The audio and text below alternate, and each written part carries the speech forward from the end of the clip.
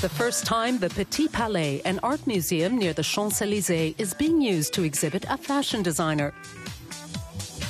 The opening of the show, featuring the great Yves Saint Laurent, was hosted by the designer's partner of many years, Pierre Berger. He explained why this retrospective means so much to him. It gives people an opportunity to understand the complete work of Yves Saint Laurent, which also had a social dimension. Fashion isn't interesting if it's only there to dress rich women. Yves Saint Laurent also wanted to go beyond that with his designs. 300 selected designs, as well as photos, films, and drawings, document 40 years of Yves Saint Laurent's work. It's a trip through time and fashion history. Yves Saint Laurent started out in the 1950s with his first designs for Dior and ended his career with a spectacular farewell show in 2002.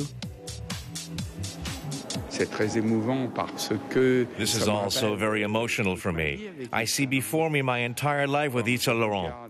When I see the dresses that he made for Dior, I remember how we got to know each other back then.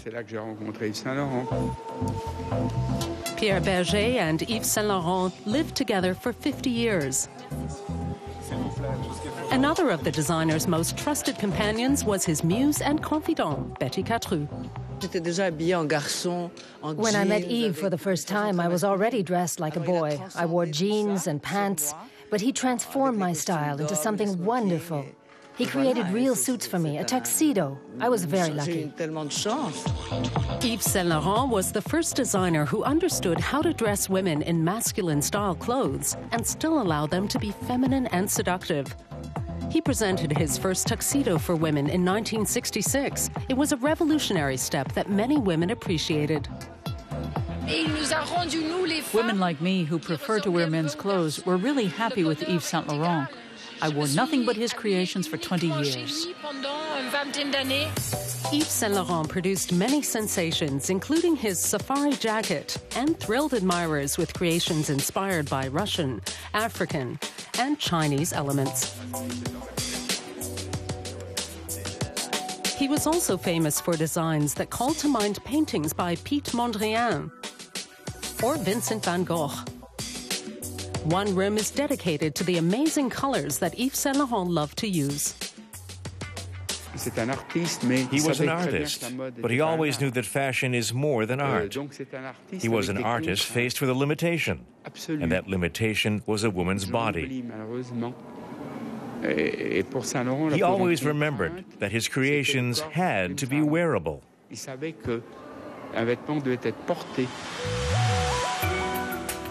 The exhibition offers exclusive insights. Visitors can peer into the wardrobe of French actress Catherine Deneuve, or look at a recreation of Yves Saint Laurent's studio and the table where he drafted his designs. You can really imagine how Yves Saint Laurent sat at his desk and worked, and you can also see it in archive photos. That's what brings this retrospective to life. Admirers of Yves Saint Laurent include many established fashion designers like Jean-Paul Gaultier of France and Germany's Wolfgang Joop. Both still see him as a role model and an inspiration.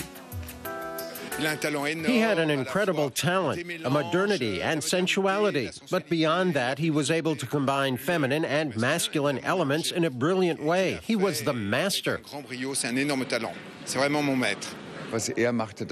he did was ultra-modern, and it's still modern. You could say this man wrote fashion laws that will apply forever. The Yves Saint Laurent exhibit at the Petit Palais runs until the end of August. A unique opportunity to enter into the realms of a master designer and a step into the world of real haute couture.